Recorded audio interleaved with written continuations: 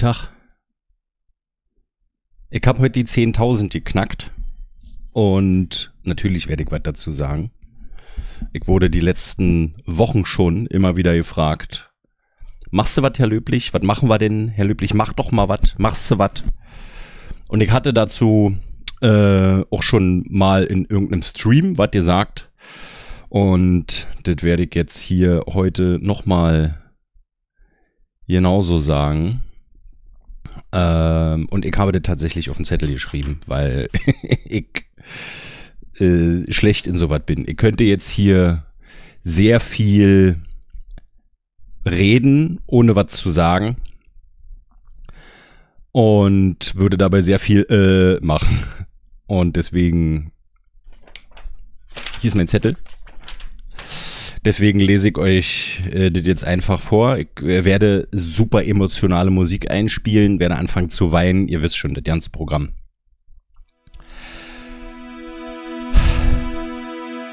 Ich habe gedacht, das macht nicht so viel mit mir übrigens. Und das macht doch ganz schön was mit mir. Das ist schon krass.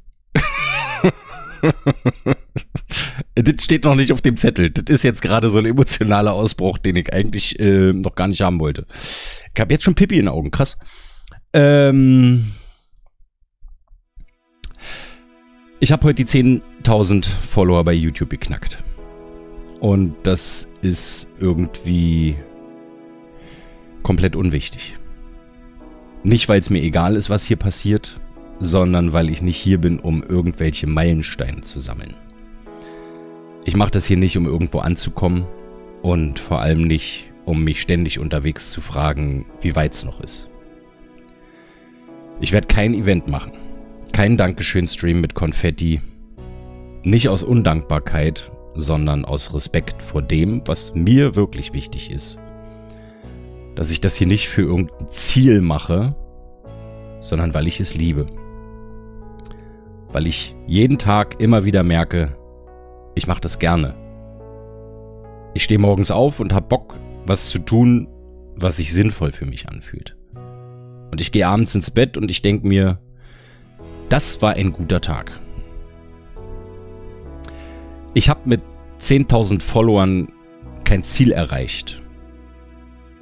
Ich hatte mein Ziel mit dem ersten Kommentar erreicht. Mit der ersten Mail, in der jemand geschrieben hat, das hat mir geholfen, was du da machst. Mit jedem Follow, jeder Nachricht, jedem Like, in jedem Moment, in dem ich gemerkt habe, da drüben ist ein Mensch, der das hier nicht einfach nur konsumiert, sondern mitfühlt, versteht, mitdenkt.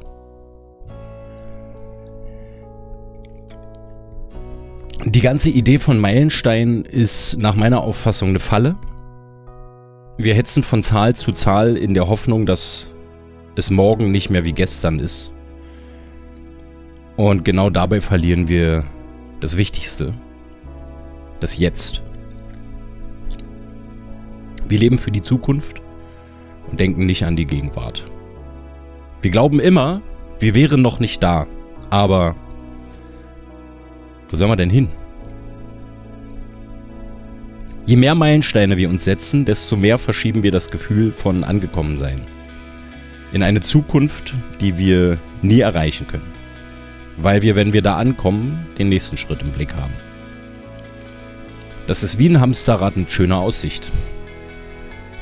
Und irgendwann fühlt es sich nicht mehr nach Freude an, sondern nach Zwang. Fast wie Sucht. Nach dem Drang, sich ständig selbst zu bestätigen, weil sich das Jetzt so leer anfühlt. Und deshalb frage ich dich ganz direkt. Macht dich das Setzen und Erreichen von Zielen wirklich glücklich? Oder macht's dich eher süchtig? Fühlst du dich leer, wenn du nicht gerade irgendein Ziel verfolgst? Und wenn ja, was wäre, wenn du einfach mal sein dürftest? Ohne dich ständig zu optimieren, zu steigern, zu messen an dir selbst, an deiner Vergangenheit, an anderen. Warum ist es denn so schwer, einfach zu sein? Die Frage geht auch an mich. Einfach nur zu reagieren auf das, was kommt, aber ohne gleich untätig zu werden. Warum sehen wir eine Niederlage als Rückschritt? Warum sehen wir Erfolg als Fortschritt, anstatt alles als das zu betrachten, was es ist? Ein unendliches Gefüge aus Atomen und Wellen, in dem es gar keine lineare Zeit gibt. Kein Fortschritt, kein Zurück, nur das Jetzt. Die Bewegung, der Moment. Wenn man auf einen Zeitstrahl von vorne drauf guckt, ist es ein Punkt. Ich habe mein Ziel schon lange erreicht. Es war mir übrigens nur bis vor wenigen Wochen und Monaten noch nicht so klar. Und ich erreiche mein Ziel jeden Tag. Wenn ich das mache, worauf ich Lust habe. Wenn ich das fühle, was ich auch ausdrücken will. Und wenn ich das ausdrücken kann, was ich fühle. Wenn ich selbst gut finde, was ich gemacht habe. Das muss nicht perfekt sein, aber aufrichtig. Echtes Zeug.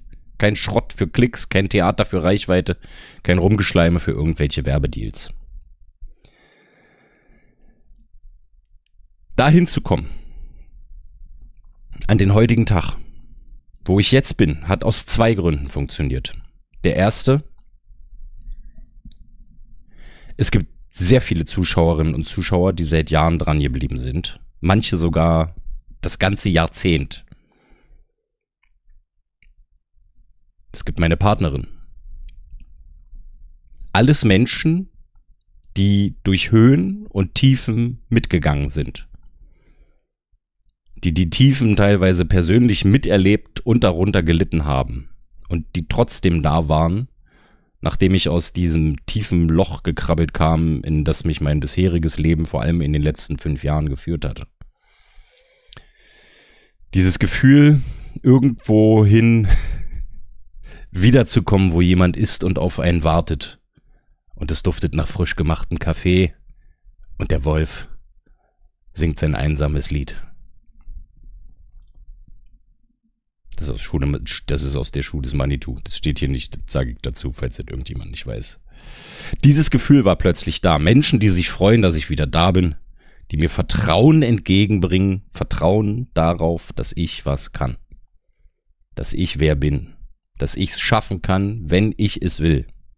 Und die wissen, wenn der in sein Loch zurückgeht, weil er es da so gemütlich findet, dann kommt er auch irgendwann wieder raus. Keine Sorge. Es gibt aber noch einen zweiten und sehr viel wichtigeren Punkt. All das gäbe es nicht, wenn ich nicht irgendwann die Entscheidung getroffen hätte, ich mach das jetzt. Ich fange jetzt komplett bei Null an mit dem Projekt YouTube. Als ich entschieden habe, ich habe jetzt keine Lust mehr, diesen menschengemachten Vorgaben hinterher zu rennen und zu tun, was man von mir erwartet. Das hätte übrigens auch was vollkommen anderes sein können. Da hat jeder so sein eigenes Ding von dem, was er oder sie möchte. Ich mache jetzt, was mir gefällt. Und das ist nicht einfach gewesen. Und ich glaube, es wird auch in Zukunft nicht einfacher, weil je mehr Follower du hast, je mehr unabhängig du wirst, jeden Tag den Cent rumdrehen musst, desto abhängiger wirst du davon, dass dieses ganze Konstrukt hier so, wie es ist, weiterläuft.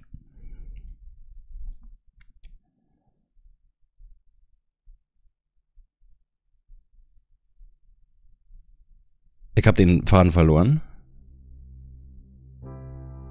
Jeder hat sein eigenes Ding, von dem er oder sie weiß, das kann ich. Das will ich. Das ist es. Und ich entscheide jetzt zu tun, was ich will. Und wie es mir gefällt.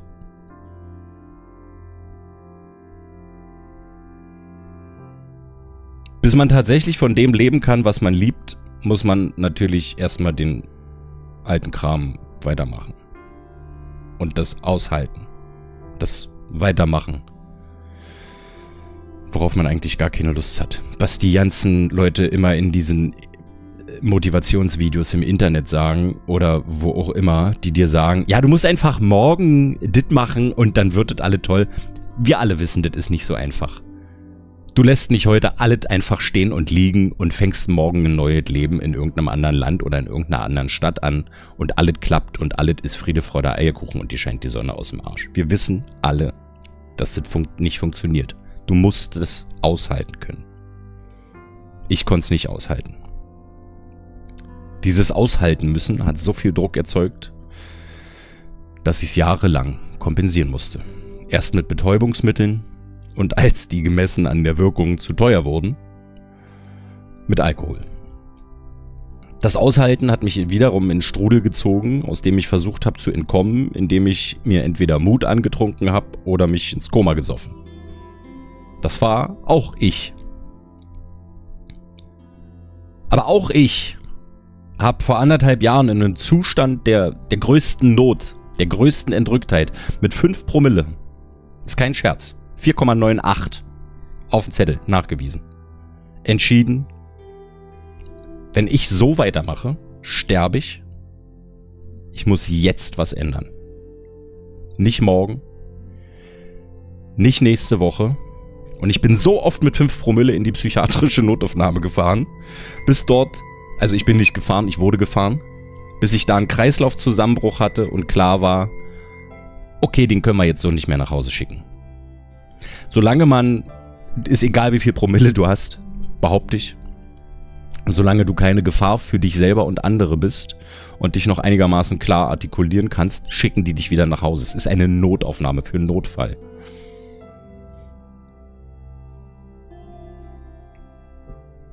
Ich habe das damals nicht gemacht, um meine Partnerin glücklich zu machen. Oder weil Freunde sich Sorgen gemacht haben. Ich habe das auch nicht gemacht, weil es irgendein Chef gestört hat. Sondern ich habe das aus demselben Grund gemacht, wie dem, als ich den YouTube-Kanal eröffnet habe. Weil ich das Gefühl hatte, das ist jetzt das Richtige. Ich frage mich auch bis heute, ob das übrigens der Anfang meiner bis heute anhaltenden Genesungstour war oder ob das schon vorher passiert ist. Aber das ist egal. Es ist passiert, weil ich eine Entscheidung getroffen habe.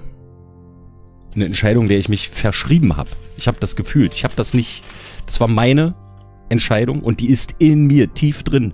Nicht, weil mir das irgendjemand erzählt hat. Nicht, weil ich es irgendwo gelesen habe. Nicht, weil ich irgendein Motivationsvideo gesehen habe oder irgendeine Auflage für irgendwen zu erfüllen hatte. Nicht, weil ich irgendwas wiederbekommen wollte. Viele machen Sachen, um ihre Fahrerlaubnis wiederzubekommen oder weil ihnen das Sorgerecht entzogen wurde. Ich habe entschieden, ich mache das jetzt, weil ich das will.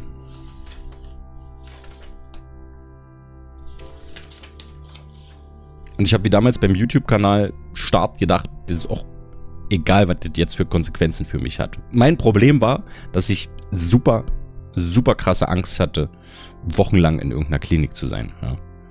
In der Entgiftung jetzt in dem Fall. Ich hatte Angst, dass jemand bei mir einbricht, dass mein Vermieter zwischendurch die Wohnung kündigt, dass ich Post kriege, die ich nicht fristgerecht beantworten kann und 1000 irrationale Ängste, die alle aber nur der kleine, sehr, sehr, sehr verletzte Danny in sich getragen hat, der da in mir nach wie vor drin ist. Und der sich nicht anders zu helfen wusste, als so viele Drogen wie mit aller Gewalt reinpassen, in sich reinzuschütten, um die Dämonen nicht mehr wahrzunehmen, die die ganze Zeit auf ihn einbrüllen und einschlagen. Und ich habe mich vor 1,5 Jahren entschieden, das weiß ich heute, damals war mir das gar nicht so klar, ich bin jetzt nicht mehr der kleine Danny, der Hilfe von den großen, erwachsenen, erfahrenen Menschen braucht, die bisher ihm geholfen haben, sein Leben zu bestreiten, die Verantwortung übernommen haben und alles irgendwie gerichtet haben. Ich habe entschieden, ich Ich mache das jetzt. Der Jetzt-Danny. Nicht der Gestern-Danny. Und nicht der Morgen-Danny. Jetzt. Ich glaube, ich habe noch nie so oft meinen Namen gesagt. In einem Stream. Oder in einem Video. Ich würde gerne mit euch ein Zitat teilen, das ganz oft Goethe zugeschrieben wird. Aber das stammt gar nicht von ihm, habe ich heute gelesen. Aber da steckt trotzdem alles drin, was ich euch mitgeben möchte. Zitat.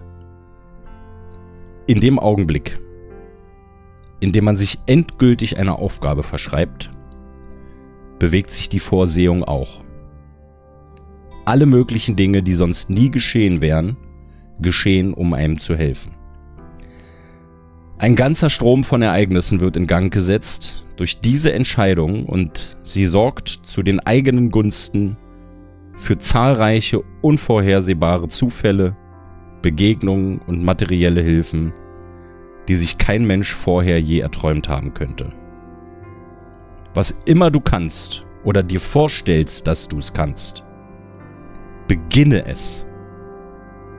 Kühnheit trägt Genie, Macht und Magie in sich. Beginne jetzt. Ich kann euch sagen, genau das ist passiert. Nicht plötzlich, nicht mit Feuerwerk, sondern mit jedem Schritt, mit jeder Entscheidung, mit jeder Stunde, in der ich nicht aufgegeben habe.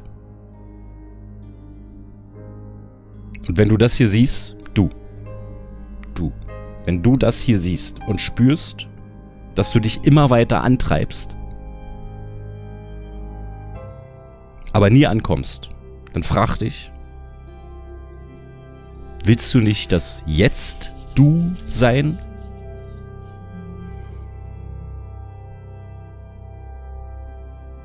Danke, dass ihr dabei seid. Aber viel wichtiger, danke, dass ich dabei bin. Weil ich das endlich kann. Und will.